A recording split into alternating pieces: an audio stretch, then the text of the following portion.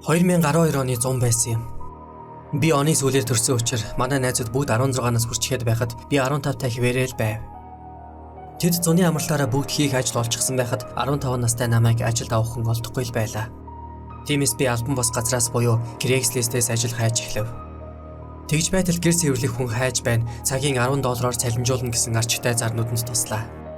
Тэр зар дээр байшингийн гадна ба дотор талаас нь авсан хоёр ширхэг зураг байсан. Ердийн дундаж давхаргийнхны гэмээр байшин байв. Зарын эзэн манай зэрэгэлдэх хотод амьдардаг бөгөөд түүнтэй гагцхүү имэйлээр л холбогдож болохоор байлаа.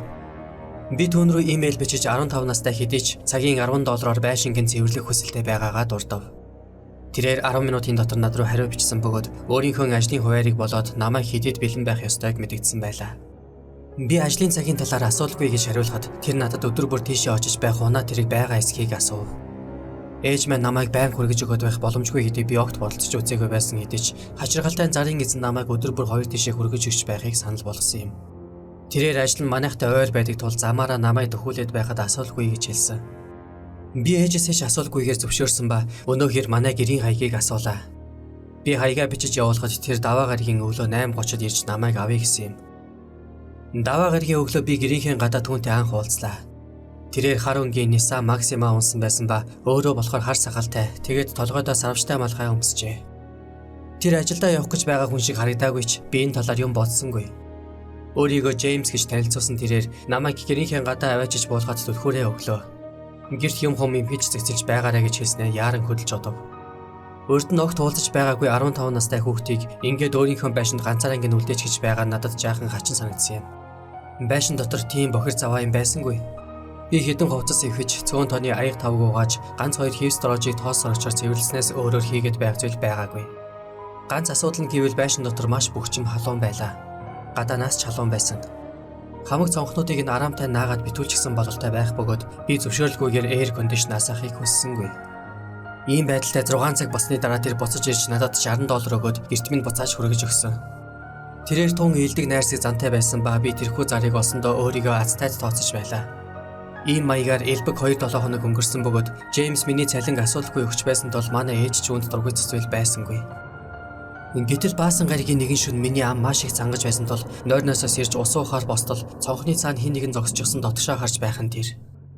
Би айсандаа хашгирсан бөгөөд тэрхүү чимээнээр аав ээж хоёр маань сандралдан гүйж ирцгээсэн юм. Харин гадаа байсан өнөө хүн үүнээс өмнө зайлж одсон байлаа.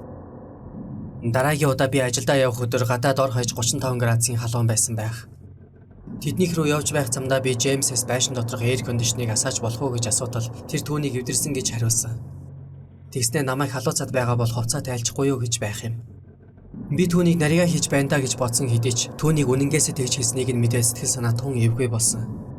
Тэрээр намайг гэрийнхээ гадаа буулгахад би байшинд орж өмнө нь хийдэг байсан зүйлсээ хийж эхлэв. Доторх температур багаар бодоход 40 градус байсан тул би цамцаа тайлсан байсан ба багч болов сэрүүцхийн тулд байсгийгээд л гадаа гарч байлаа.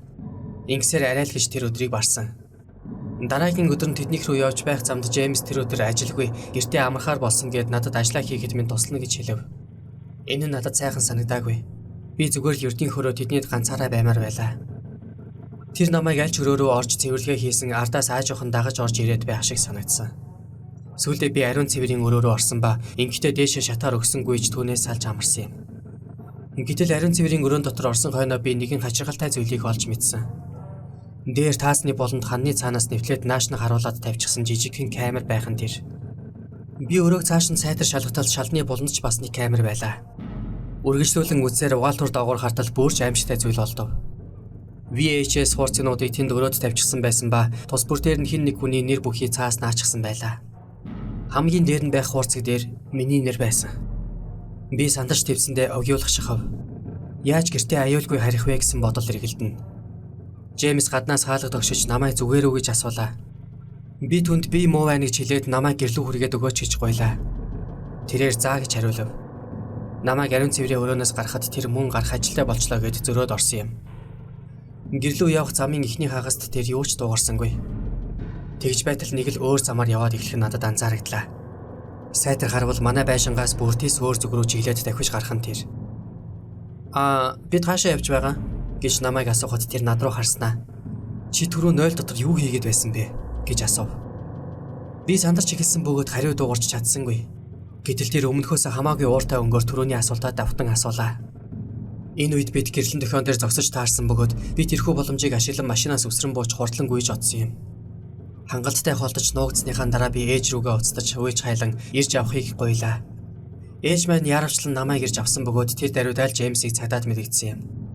Цагдаа нар түүний байшингаас угаалтур дор байсан хуурцгуудыг олсон бөгөөд тэдгээрийн зарим нь хүүхэд байшин доторхыг цэвэрлэж байгаа дүрс бичлэгүүд байсан бол харин үлдсэн нь үүнээс тис хондоо маш эвгүй дүрсүүд байсан гинлээ.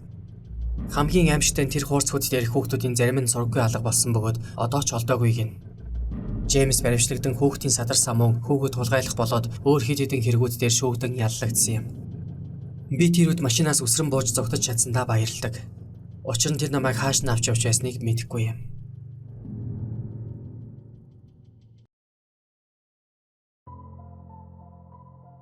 Энэ явдал 3 сарын өмнө тохиолдсон юм. Би өөрөө хамтран хөслөгчтэйгээ дундаасаа мөнгө нийлүүлэн хуучин буйдан худалдаж авахар шийдэв. Ингээд хуучин тавилга худалдаж авахд хамгийн тохиомжтой гэж үзээд Craigslist ухаж эхэллээ. 3 хуудас эргүүлсний дараа нэгэн хар савхин буйдан дээр цог туслаа. Хэлбэр дүрс сайтай харагдах тэр буйдан том боломжийн үнэтэй буюу $200 орчим гэжээ. Энэ ёстой үнэн байхааргүй гэмээр дэндүү ашигтай наймаа байна да гэж би өөртөө хэлсэн юмдаг.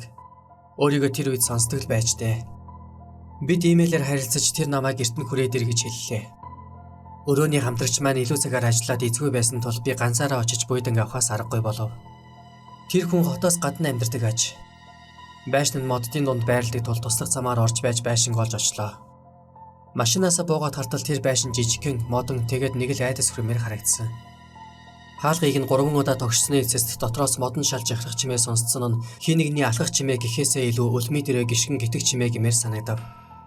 Тэгсний хаалганы цаанаас хин нэг хүний сул бөглөө хоолой гарч "Хөөе, чи өнөө буйдан асууж яваа залуу юу?" гэлээ. Би "Тийм ээ, мөн байна" гэвэл тэр "За, араар тойроод ир, буйдан тэнд байгаа" гэж байх юм. Би үүнд жаахан гайхсан хийдэж нэг их юм бодсонгүй.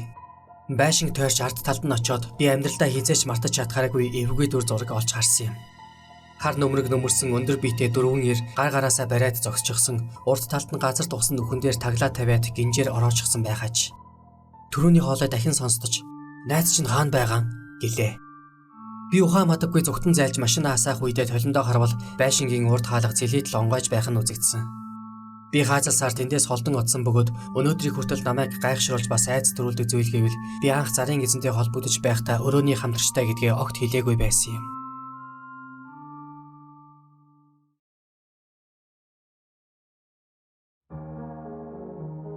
Би ойролцоогоор 12 настай байхдаа зул сарын баярын дараа баахан бэлэгтэй болсон байсан тул тэрийгэ хийж тавих тавиур хайж байлаа.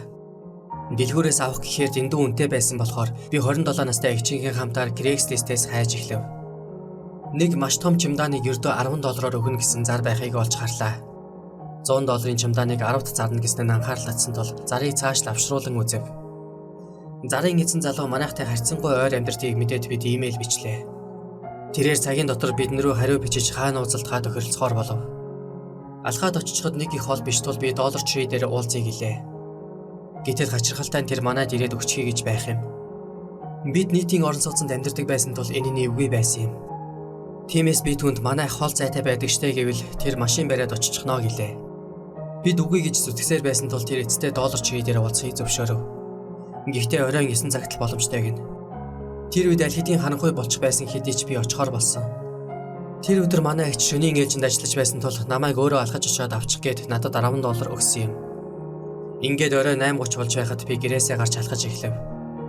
Яг цагтаа товлсон газартаа очиход тэнд нэгэн Ямби Kia зогсож байлаа. Дотор нь сууж байх хэрийг би өнөөх зарын эзэн мөн гэж бодоод "Хөөе, чемоданаа авчирсан юм уу?" гэж чангаар асуув. Тэрээр машинаас бууж ирээд чемоданыг гэртээ орхичихсан гээд намайг хамт гэрлүүн очиод авчих уу гэж асуулаа. Манай гэрийнхэн үүнийг зөвшөөрөхгүй тул би явж чадахгүй гэж хэлв. Тэр намайг буцаагаад хүргээд өгнө гэхэд би бас л үгүй гэж эрс шийдэм би хариулсан. Тэгсэн чинь тэр хамт гэрлүүн очивол зүнхийг үнгүй өгнө гэж байх юм. Надад тун эвгүй санагдаад явчихав. Тэгснээ тэр "Таны хаяг чинь Letter Road-ийн 234 те?" гэж асуув. Миний зүрх хөвлөр рүү унчих шиг л санагдсан. Сандарч мэдсэн би гэрлүүгээ гүйж гарлаа. Орц руугаа ороод би ардаас чөтгөр шулам хөөж байгаа юм шиг хар хурдаараа шатаар өгсөнгүйсэн бөгөөд гэрлүүгээ оронгуудаа хаалга цонхнуудаа янгинд л төвчлээ. Бас цонхнуудаа хар даавуу энэ тэрээр бүтээж орхив. Тэр шөнө би галзуу солиотой юм шиг жижигч байлаа. Хин нэг том биетэй хүний хүнд алхаа шатаар өсгөн сонсдож эхлэв. Манай давхрынхан бүгд унтцгаасан байсан ба тийм том биетэй хүн энд амьдардаггүй байсан юм. Тэгснээ өнөө хүний дуу гарахад би айсандаа ухаан алдах төгсөн. "Хөөй, нөгөө цүнхээ авах уу? Доор машин дотор байгаа. Хамт гараад авчих" гэхэн дуулдав. Би хаалганы дурангаар шагаатал тэрээр нуруугаа хаалга руу харуулад зогсож байлаа. Тэгснээ тэр нааш иргэхэд нь би хаалганы дуранг өмнө нь бүтээсэн байсан хар давуугаараа таглаж орхисон. Хаалганы бариул эргэж эхлэв. Би угаалтуурын доор байдаг шүүгэн дотор ороод чимээгүй хин суулаа. Өнөөх хүн хаалгыг өшиглэж эхлэв. Тэгснээ дотгош орж ирлээ. Би одоо ингэж үхтэг байж дээл гэж бодсон. Аргаа барахтаа тэр дотор байсан хуучин хогийн шөөрийг барьж авлаа. Аз болоход түрүүний хаалга өшигчиг чимээнд манай хөршийн хүнийг сэрээжээ. Тэрээр бейсболын зохиор барьж гарч ирээд өнөө хүний нүүрлөө зогсон тул тэр шалан дээр голдайн унав. Би бас гарч ирээд шүүрээрээ түүнийг зохиход тэр босч ирээд намайг барьж авахыг оролдсон юм. Би шатаараа уруудан харайлган гүйж гараад эгчийнхээ ажил руу буюу эмнэлэг рүү санд мэд гүйж очлоо. Тэнд очиод би огиулах шахаж зөрхлөн уйлж эхэлсэн бөгөөд сувлагч нар намайг хүнд хүчндүүлчихсэн байхтаа гэсэн харцаар харцгаач байв. Би тэдэнд нэг эрэхтэй намайг дагаад байгаа бөгөөд намайг алах гээд байна гэж хэлсэн юм. Тэд эгчийг маань дуудаж ирүүлээд мөн цагдаа дуудав. Өнөөхөн баримтлагдсан ба тэрээр цоврол хүчингийн гэмт хэрэгтэн байж таарсан юм. Эгч бид хоёр төлөлгүй тэндээс өөр газар руу нүүсэн.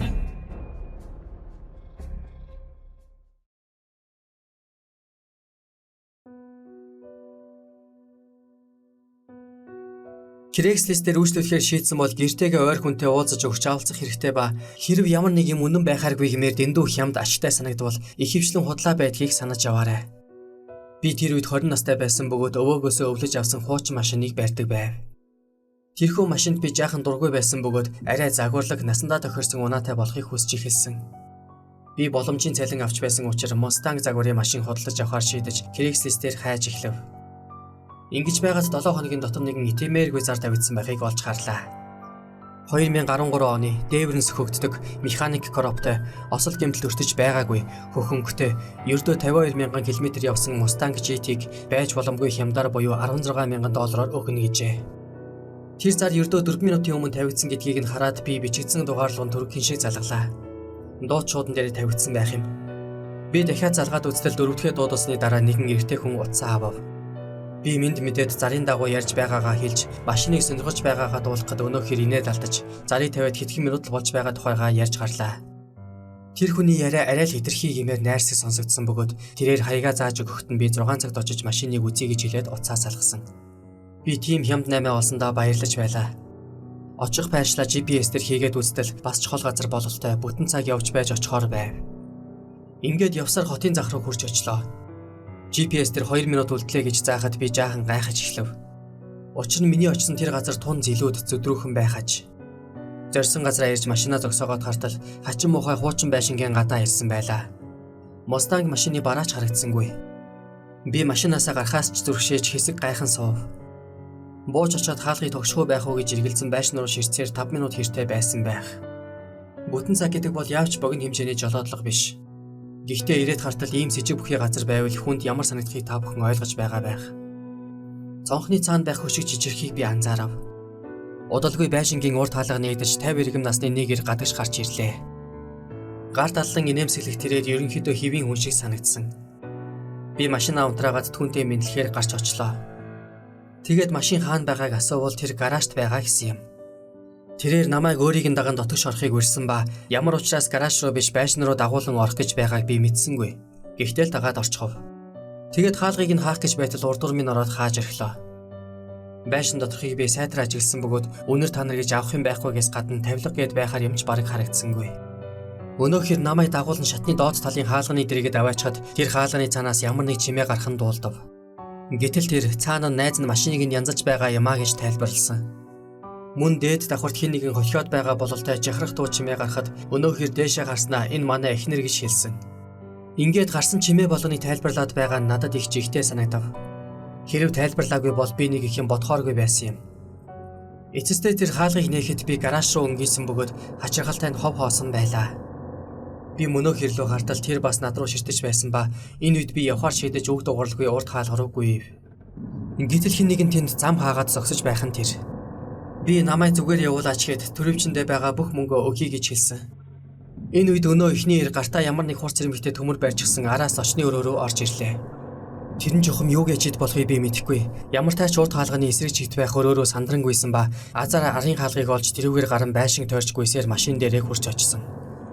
Дотогш орч машинаас агаад байшин руу дахиад нэг хартал араас хинч хөөгөөгүй байв. Урд хаалга дахин нэгдэж түрүүний хоёр хүн гарч ирээд довжоон дээр над руу ширтэн зогслоо. Би тэдэн рүү дунд хуруугаа гоцойлгоч хот зүгтэн отсон бөгөөд гол зам руу орох үедээ цагдаа руу уцтаж мэдэгдсэн юм. Тэгээд цагдаа эртэл явуулгүй ойр орчимд нь хүлээсэн. Цагдаа нар ирж байшинд нэгжлэг хийсэн бөгөөд энэ үед тэнд байсан хоёр ч юм уу тэрнээс олон хүн зүгтэн отсон байлаа. Үнэн дээр тэр байшинд хэдэн жилийн турш хүн амьдраагүй яаж. Би баг зэрэг ууралсан, сэтгэл санаа түгшсэн, гэхдээ бас ч гэж амьд гарсандаа баярлсан байдалтайгаар гэртээ буцаж ирлээ. Тэр шөнө 2 цагийн үед миний утсанд танихгүй дугаараас дуудлага ирсэн бөгөөд би утсаа авсангүй. Тэр ч дуудчуудан үлдээсэнгүй. 10 секундын дараа мөнөөх дугаараас мессеж ирсэн бөгөөд тэр нь цонхороо хардаа гэсэн байлаа. Би хөшгөө хаасан байсан ба цаана нь юу байгаа бол гэж айж байсан ч гинэт нэг санаа төрж шууд дахиад цагдаа дуудаж ирэхлээ. Гайхалтай цагдаа нар маш хурдан буюу ердөө 3 минутын дараа ирсэн бөгөөд тэр хавийг бүхэлд нь нэгжиж эхэлсэн. Төлөвлөгөө манай цонхны гадах бутан дунд нуугдаад сууж байсан хүнийг олж баривчилсан бөгөөд тэр нь өнөө надтай уулзсан хүн буюу Тони Шеллинг гэгч итгэхэд байсан юм. Миний зүгээс бусдад хандаж хэлэх үг гэвэл Craigslist гэх мэт вебсайтуудыг хэрэглэж байхдаа битгий л гинэн тэнэг байж үзээрэй.